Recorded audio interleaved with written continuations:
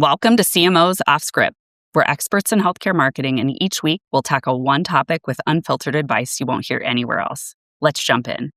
All right. Good morning, everyone. Well, I am thrilled to be here with two of my favorite women, lovely powerhouses that you are. And we are going to have a conversation that I know we've touched on a little bit here or there, but I think it's really come to the fore. And that is AEO, GEO are, one of our favorite, talk soups of all things connected to all things connected to the lovely alphabet.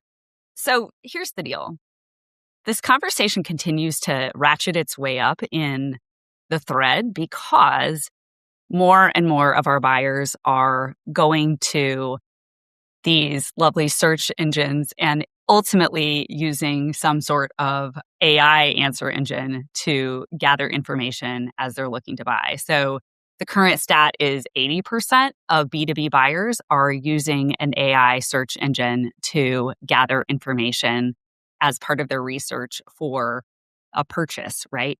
So as we think about that in the context of our world, 80% is massive, right? So if that's where we're starting from, where do we go from there?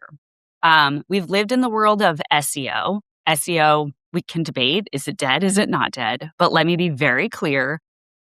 AEO is here and it's going away, not going away. Let's debate. So let's talk. Maybe we talk on let's move from, noise to reality. And let's hit on the first question, which is it a scam? Is it real? Is this something that people need to care about? 80% would tell me it's the real deal, but I'm open discussion and debate. So let's rock.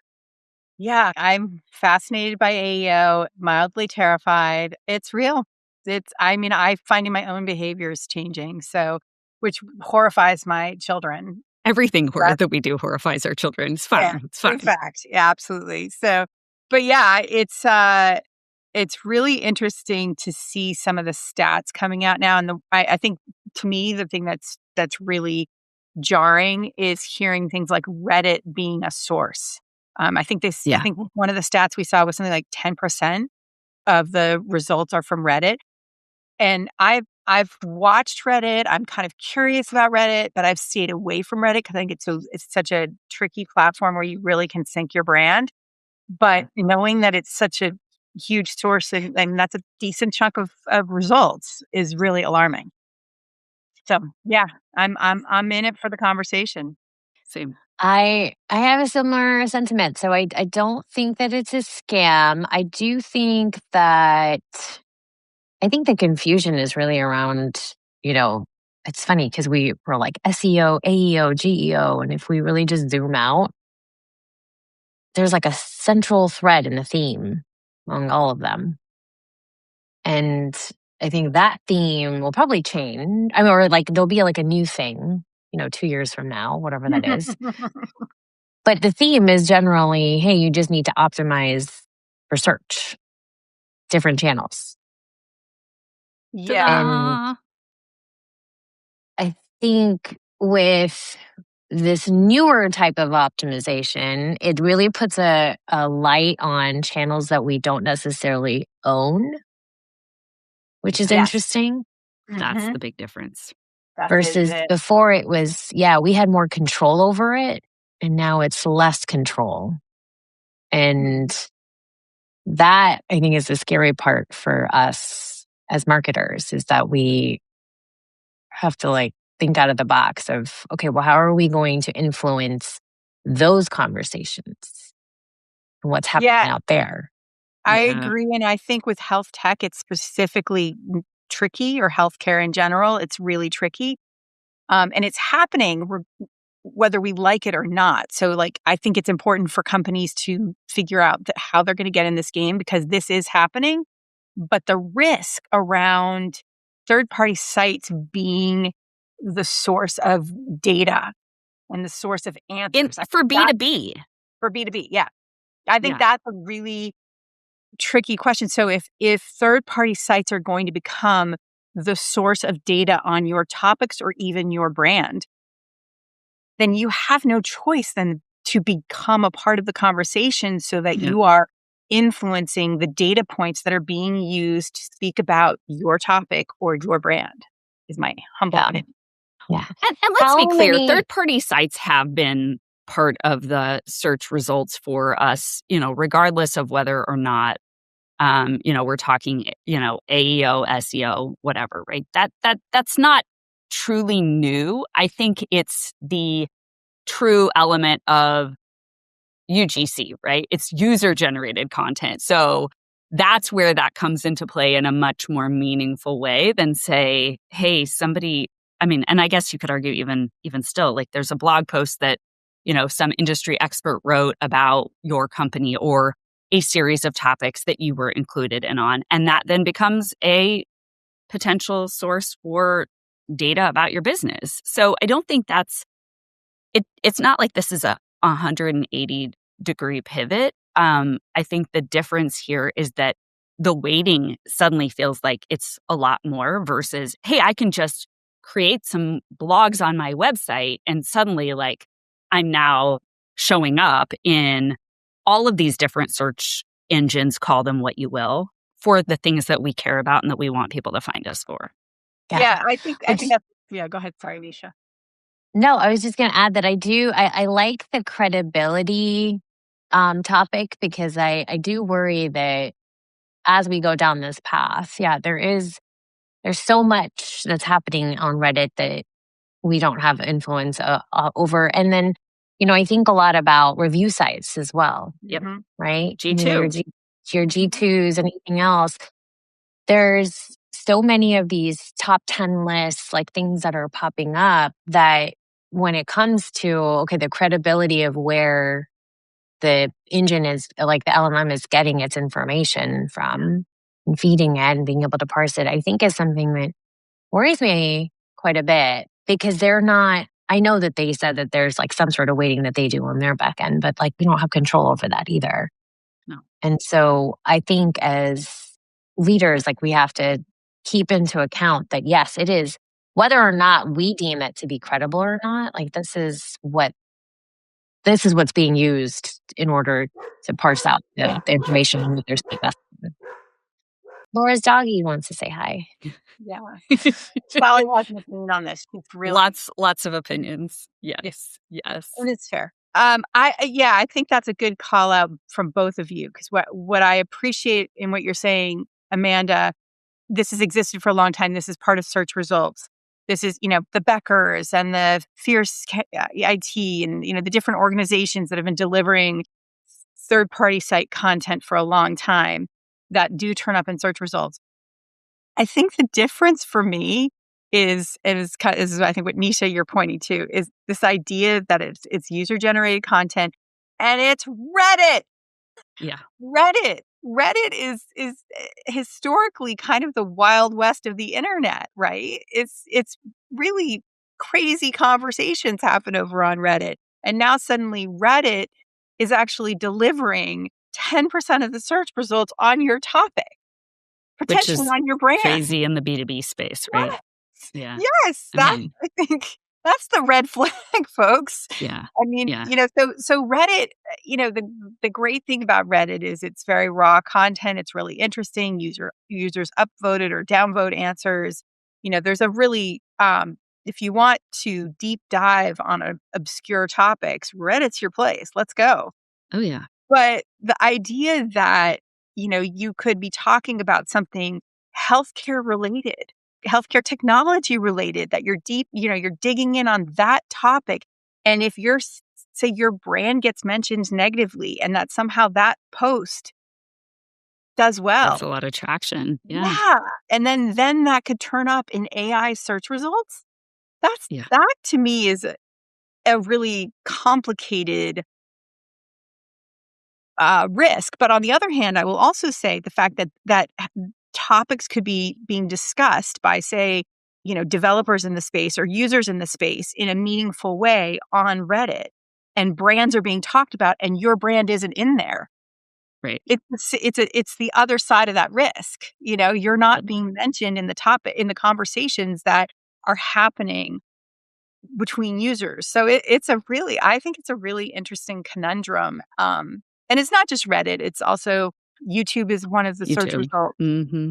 Yep. which I don't hate the YouTube one because I think that but it's the same user generated content, but there's a lot of Sure is. really interesting videos out there. So I think it's interesting. To me, it feels less risky for some reason because Reddit is just such raw conversation versus YouTube, which is more prepared video. I don't know. I may be wrong on that one. That just may be my own filter. Yeah. Laura, I think that overall it's I feel like this for most things, honestly. This is about brand reputation in general, right? Like we want to make sure that we're putting out as much positive stuff as possible so that it supersedes, like even if there is a negative comment, it supersedes the negative comment and that it parses through. Now, I think the unknown factor is pretty much what I was saying before. Like there isn't, when it comes to the algorithm itself, like it's really hard to tell, yes, like is it going to weight the Reddit comment more than it weights maybe like a third party article that was written about the same brand from a reputable site, right? And I think that's a little bit of the unknown that we have to continue to dig our heels in and learn more about is how does it consume and parse information? But I think as leaders, the one aspect that I've continued to try to emphasize is that we just have to continue to push out positive brand content. Sure. Yeah. In through all of these channels that we don't necessarily own. And the hope is that hope is not a strategy. Hope is not right? a strategy. Yeah. But in this realm, right? Like it's hard to tell, even if you had some sort of way to measure your AEO visibility, even if you did. The return on investment on like, yes, I'm going to start to implement these things today. It's just like when back in the day it was share a voice, right? Yeah. It's also not instant. It's not instantaneous. It's not instant. And then but everybody wants an immediate response for everything, right? And I've heard actually that the search capacity is like not real time for these algorithms. So it's actually searching on older material because it's parsing all of these web pages, and it doesn't happen every single morning or in real time. I heard an anecdotal, not a data-driven, but anecdotal counter to that. We were on the phone with a client not in this industry who had recently published, I think, a white paper, like published it a couple days ago, but was looking for other content on the same topic, I think, and he's a technical guy and he just hops on and he searches. And the first thing that came up was his own white paper. And he had just published it on his. So I wonder, it's that, again, it's anecdotal. It's not, I don't have data on that. And I'm curious, but that made me pause and go, what is is it a time thing? Is it that it's going to be delivering the most recent? Is it, what I mean? I don't know. I think there's some testing that needs to happen here. Yeah, I agree. And I think it's going to continue to change. I think that's my other learning on all of this. Like where we were 6 months ago is completely different than where we are today. And it's going to be completely different than where we had. So I often tell people, I'm like, do not over-index, I think is my general advice. Yeah. But also don't ignore it, right? I think that's my hot tip is I have seen in my own team's work that it's had a massive impact in our visibility scores. Like we've been able to see a significant increase in our visibility scores when we're looking at a number of key topics, right, that we know are important for our business and focus areas. And it's made a big difference. And we're showing up way higher than anyone else. What's fascinating is I'm also observing some interesting behavior that is being done by our competitors who are actually clearly doing some amount of focus on, post SEO world, where they're like, well, we're going to build our own top 10 list. Like, we're going to create our own listicle of companies in this space. And so they'll put themselves in with a list of competitors, us included. And I'm like, well, this is fascinating. That's a tactic. That's like and it's a tactic I really don't have any interest in doing, but it's a tactic. So you don't even have to go to the G2s of the world.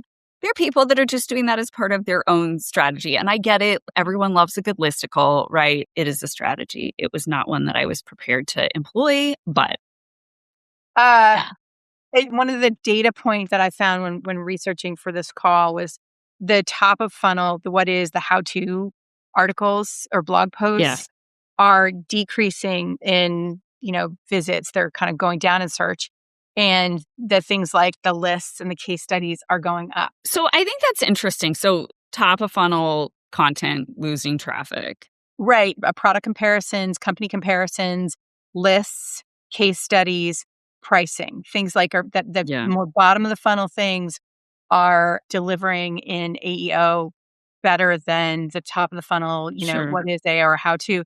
And part of the reason that they give to the top of funnel not doing as well in AEO is that search engines already generate those answers.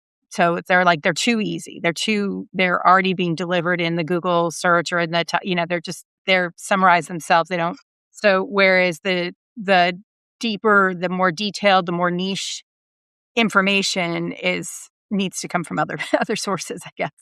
But I would argue that first things first, I would say the how to and the what is still, even if Google is doing its own AI, serve up, right, of information in that top piece, not even going into directly one of your LLMs, that's still coming from all of our sites, right? So that's still coming potentially from our content. And so I still think there's value there. And I think the other thing is, it may not be showing up as much on the AEOs and the GEOs of the world. However, having that content readily available on your site, to me, still serves some value. Somebody may push back on that. But at the end of the day, if somebody ends up showing up on your site, they want to know that you're credible and they're going to be looking for additional information. And maybe they've already got all of the things that they need, and maybe they don't.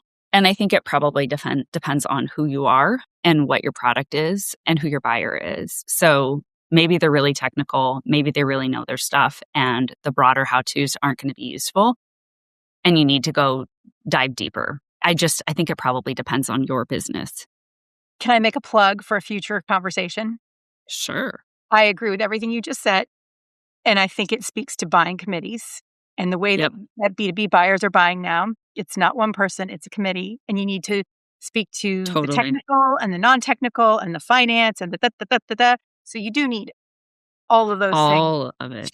To really address the much more complex buyer journey that we live with today. Yeah. Gardner says it's 8 to 10 for B2B buyers. 8 to 10 people in a buying committee.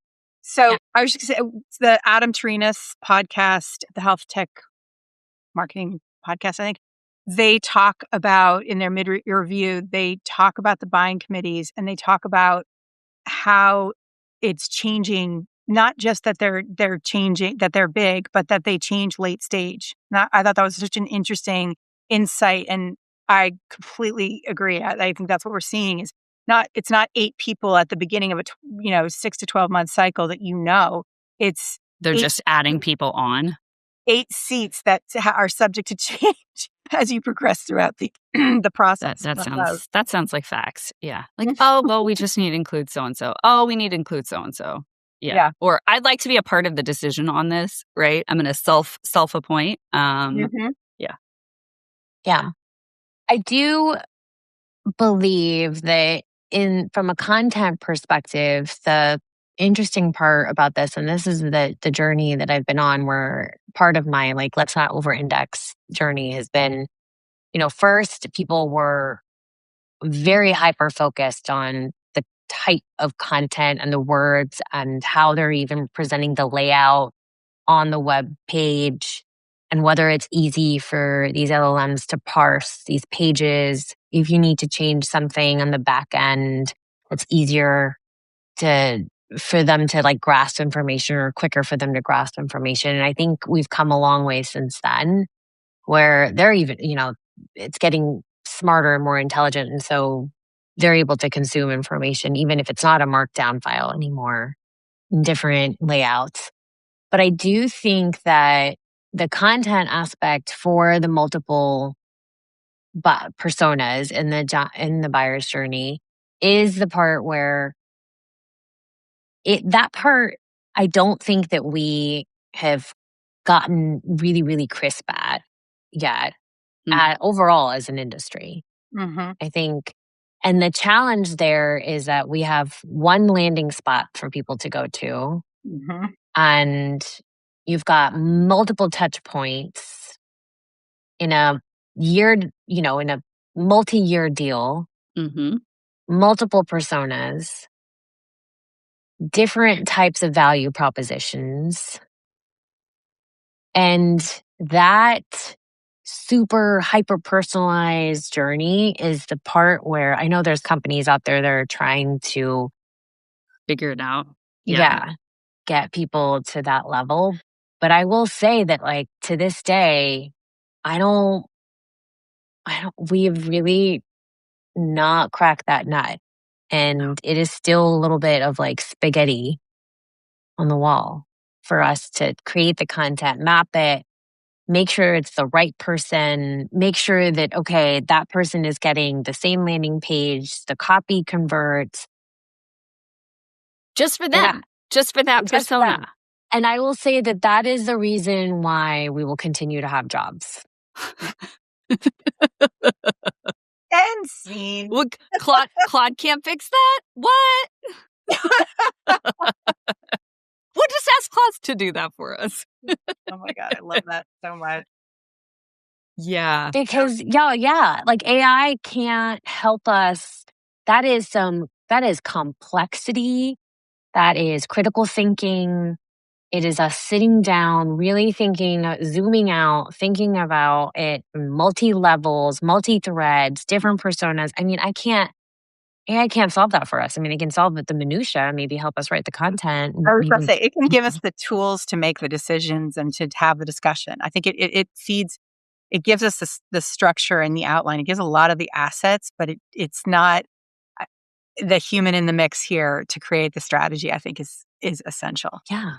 And the fact that it continues to change, continues to get more complex. We have more channels to think about. We have, I mean, all of these things I'm like, I think I said this on one of the podcasts where I was like, it is a fantastic time to be a marketer. Like there's always something.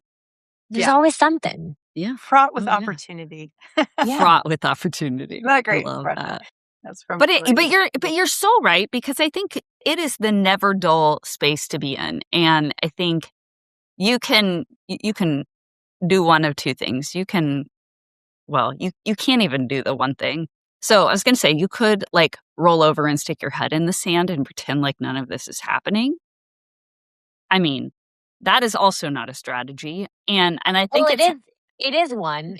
It's not an effective one. And I think that's the challenge, right? That is the challenge. I would say SEO is not dead, but rolling over and pretending like this is not happening and you don't need to participate and you're just going to stick your elbows out and be like, I'm not here to play that game. Cool story, bro. People also didn't have a feeling about like Facebook, we all saw where that retirement. Yeah. Right. Yeah.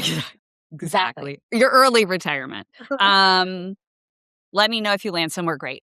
But seriously, right? Like you can't sit by and do nothing. Doing nothing is not a strategy on this, whether you like it or not. It's here to stay for the time being. And staying is not staying put. It's a constantly evolving, constantly iterating thing. And so you and your teams have to stay smart on this and need to continue to keep up. And, do you need to buy into every person that's reaching out to you? telling you that they've got a Reddit strategy or will help you on G2. Like, maybe not, but also you need to have a plan and you need to have a strategy. I mean, Laura, I know, you had a really interesting experience with, you were telling us about a really interesting experience you'd had with a client that had done a lot and then Yeah. not so much. And you saw what happened. It was good, and then it wasn't. Dropped off the edge of a cliff when we stopped doing the AEO work for them. Yeah, it's wild. Yeah. It's a wild results in real time. Yeah. So the data's there. I mean, I've seen our numbers go up tremendously. And so I think there's real work underway that needs to continue. Yeah. But you've got to take a measured approach and look at it for your organization, whether that's inside or outside with additional resources and support. So, but there's work that has to be done. There's work that has to be done. I don't think it has to be done separate from SEO, though. I see it as part of the whole. And I think that's... I agree. We have one person that is dedicated that does the whole thing, and with additional support from other folks on the team. But like that is their swim lane of all the engines, right? Mm-hmm. Thinking through all of the EOs. Yeah. AEO, GEO, SEO, all of it. All the EO. All of the alphabet soup. Well, before we wrap up, I have one takeaway for everyone, and that is do the assessment, check yourself. And we can use any number of your favorite tools to do that. In fact, I'd recommend doing it in more than one of these LLMs. Go to Chat, go to Perplexity, go to Gemini, go to Claude, and ask them, for your category, start to do that AI audit and assess who's getting cited, right? Start to do some research to understand how your site and how your business is stacking up against your competitive set, and start to look at the data and the results that you can get from that. And you can go online and find some questions that you can ask to do the assessment around your searchability on these LLMs. But I'd really encourage you, if you haven't done it already, take that next step, dive in and go ask the questions that you need to understand where you're stacking up so that you can start to take the next steps around how you improve search on AEO, GEO, and all of the letters. That is the best advice. Great advice. Yeah, that's awesome. Thanks so much, you guys. This is so fun. I love this. This is a good topic. It's great. Yeah, great seeing you both. Always fun. All right. Thank you both. Take care, guys. We'll talk Bye. to you soon. Bye. Thanks for going off script with us. If you liked what you heard, don't forget to follow, rate, and share CMO's Off Script. We'll be back soon with more raw insights and real conversations with the voices shaping modern marketing. Until next time, stay bold.